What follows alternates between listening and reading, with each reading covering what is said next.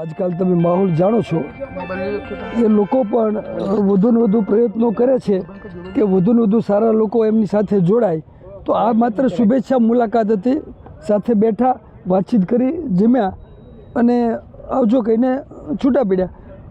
બાકી ચોક્કસ પ્રમાણે તમે ભાજપમાં ભળો છો એવી વાત ચાલી રહી છે. ના ના, એવી વાત ચાલી રહી છે, પણ મેં વિચારવાનો સમય માંગ્યો છે, એટલે વિચારીને હું એમને જવાબ આપીશ.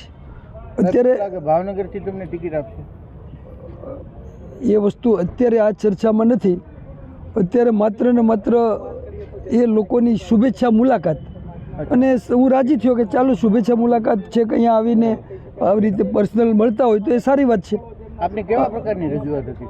ના, રજૂઆત કંઈ નહીં. આપણે તો દરિયાકાંઠા અને જે ખેડૂતોના પ્રશ્નો છે એના માટે વર્ષોથી લડતા આવ્યા છીએ, અને એ પ્રશ્નો ઝડપથી ઉકેલાય એ જ આપણી લાગણી હોય ને. એક મિનિટ સર, આપણો નિર્ણય કેટલાક દિવસ સુધીમાં આવી શકે? ના, એટલે એ લોકોએ ખૂબ વહેલા આગ્રહ રાખ્યો છે. મેં 8-10 દિવસનો સમય માંગ્યો છે. સર, લાંબા સમય પછી કેમ આવી બધી મુલાકાત થઈ આપની? બહુ લાંબા ના, પણ અત્યારે તમે જાણો છો કે આ ચૂંટણીઓ નજીક આવી રહી છે, એટલે નેચરલી ચારે બાજુ આ મિટિંગોનો માહોલ છે, મળવાનો માહોલ છે, એટલે અત્યારે વધારે થાય, શક્યતાઓ વધી જાય. ના સાહેબ, આ ભાજપમાંથી છૂટા પડ્યા પછીની આ બીજું ઇલેક્શન છે. આપ ઘર વાપસી કરશો તેવું લોકોના મુખે ચર્ચાઈ રહ્યું છે, તો આપ કરશો ખરા? નથી, અત્યારે હું કહું એ બહુ વહેલું કહેવાય, કંઈ કહી ન શકાય. અત્યારે મેં વિચારવાનો સમય આવા મહાન પાર્ટીના મોટા લોકો પાસે માગ્યો છે, તો પછી ધન્યવાદ.